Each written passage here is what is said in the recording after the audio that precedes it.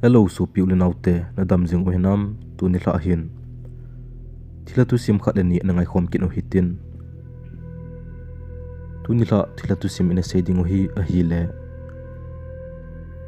mi chum chumin athil to gim nei ho khain la khum khoma kain sei ki ding a hi tun atu sim langa an lut pai taw hi te a khat na a ke ma hin khu tu sim them khat ga ve u hi te kum somlani kahi lai zahin ka khu uwa gamleng hon gamleng achun ei pui ji uvin gama ka gi ji uvin ke kan yau ji achun bohon achun kapang ji in nila apung ni pungtum tung ting khule ama ho gamla in achi ji tawin ke chu bohon ding achun ei dal ji tawve ama ho chin nala ke ji talo bule me chu ka hon ji in kho wang kasa ji hi e nisa om lai si achun kaki acha ji pon nisa alep ting lewang zu lewa ten zong agin ding mon che ekizot gam ji uven achu la jing ji uve ke zong kaki acha pan ji tai to thim thei lo wachun kanung lam kamalam ka zilam ka velam ka veji in dip cha ta achun kom jin hu hong thim pai kit ji tan kai mut gut zong le ki mu thei kit zilo gen thei ta chun kan ji in gamleng a chi hola zan pungsom lang ting le bo ong ki le kit ji uvin e piam khat apo kin e za zong le ki king dot dot jing amo ho ang hlun ta ule tun wang ka hing tai ka kiti ji in a hi achom lam ta in hin sei tang e ke zong pha chom kha zo wahin kahung lin zep tan kum som le gup som la sigi hota bang chu kahung hi pha na chun mei pum chu eki choi sa pan tawin gam kahung leng pan tai mei pum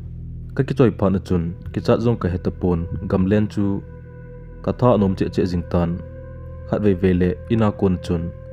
ka chang achun ka leng ji in a hi ni hla khat hi ko te khat to ka ga leng honen ke dam kom sunglang thim khat na chun ei to sa in ama chu thlang chunglang achun atowin zan pung som ge i to hunding a hi ati in ka ki khen hun tai ke jong thingchung khat na hin kem to na di ka ki sim tan ka to pan tai nisa ahung lip tan a hi le thil pogin thil chagin ho ang po la la zin ang ging ji in kinzong sa hi dinga chun ka ging mo tai ahin la ki modi ikit zilo chomlo ka chun ho hong jing ko paitan ka to na thing phung chu aba lang khat ahung ki hot ji in ke zong ho asalo ta chun ka to kit ji in chom kha zo ting le khat lang ahung ki hot kit ji in te si hon an se u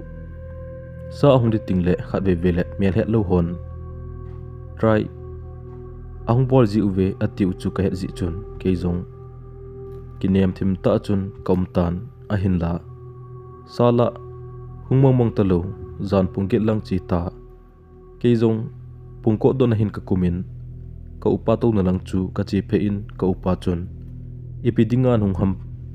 ipidingan hung pa hitam ati in aphun chimwa jing e kinjong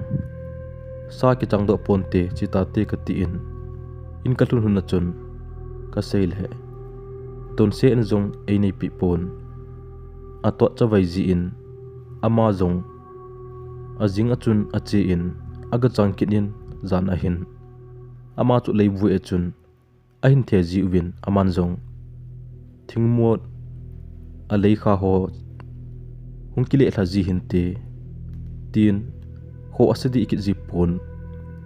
ato te te in a hi le chom kha zawa chun ato na la chu gola a hin go chu chemin ong ki sa tanin ama zong aki chawalen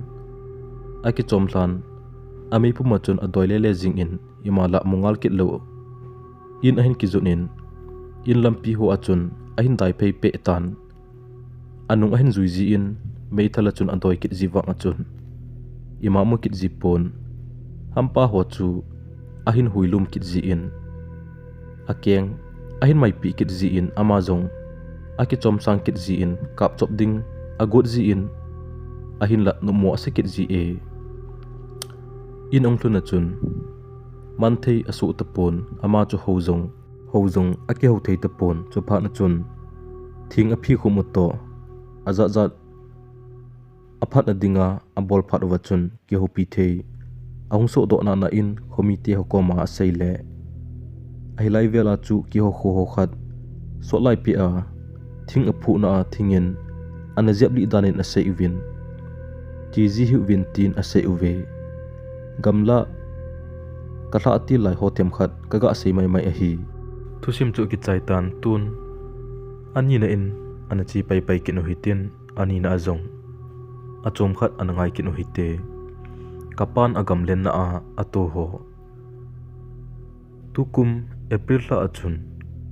ki ho khuwa upa minga velhi barma to gamgi langa gamleng ding achun aki go uvin kapa jong ahum tim uvin kapan jong meithel ta khat a cho zi chun gamleng mi a hi to kai ki thin so hen atien aki gong tai hi chun kapa pum ma chun mi gu mai tawvin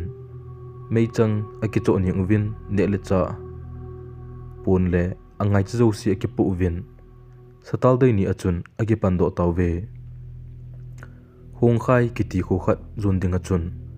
bas achun to uvin ajing tu sunday hi zi chun hong khai achun kapa aloi ho khat ni na chun sunday ni chu aki chol uvin ajing achun kapa loi pa jong chu ki pu uvin mi se gi chu kyang achun khola bu asa na ding mun chu zon tawve nilum ke achun kyang achun lam azot uvin zangdung kiti kho khat noilang achun gamang la achun achi su uvin wadung pangkhat khola ki sa uvin khola sa achai uwachun khu athim gutan ahi he jipan chun mi khat bul me honding achun aki dal ha uvin adang ho chu gamleng achun achi pai pai uvin ahi kapa hi mi felta ahin mi jang khai ta hi ji chun barma to gamgi langkai achun ki gato unge atin mola chun akaltan ahi le moljung age chun hu athim thatan ahi wangin hla awa selin kapan jong mul panglang khat chu aga vet su le phai bi hampa asana sangho leila phai chamlin tim khat amo in aman jong alung gel chun hi chi leila akhun saju thanom inti atin alal to hi le theiga phung khat amo achan chan tan ahi wangin sa ima achang do pon pung somvel chun thalgin aza apha na chun kaloi hon sa ka muhinti atin khola in zun ta na hi khola athun le aloi ho jong analung su tawun hi kapaloi pa chun sahi khat anakap dan hi e ama chu sahi thin kha anane hi ji chun sa hla anei hi e chu in bu anewin sa to sim uvin asim zo wachun e mutawin ahin ajing achun mi khat ma ki dala kit vin anne zo wachun gamleng achun ama chinom na lang a aki ho to uvin achi tawun hi nila aboni aphat ahi ahin khola hin zun vin ahi le kapa chun sakhi khat akamin aloi ho jong chu sakhi kaploi zong kaploi uvin ahi bu ane win bune zo wachun sachang achinum nom chiding achinum lo hon asakam ho chu asim ding achun akeu un ahi le kapan jong aloi pa to chun eni sachangin chi hite atin aki gohonin achi huntai aga la sila achu aloi pa achan sa in aman wadung gun wadung panga thega khat changding achun aki go in ahi aman jong thega phung koma mong phung khat na chun tawna ding aki semin atau tai zan pung som le pung khat vel ahitan husan wang khat cha zapun ahi hechinila chu fulmun ahin hlawa chu anu manum dan ahi e zan pung som le khat makhai vel chun husan ima azadi pon hechinila chu kidang asama ma jing in ahi azi chu zu cha ho husan cha jong umlo dan ahi e kapa jong alung adang ma jing in ahi hinla gamlen hat mi hi zi chun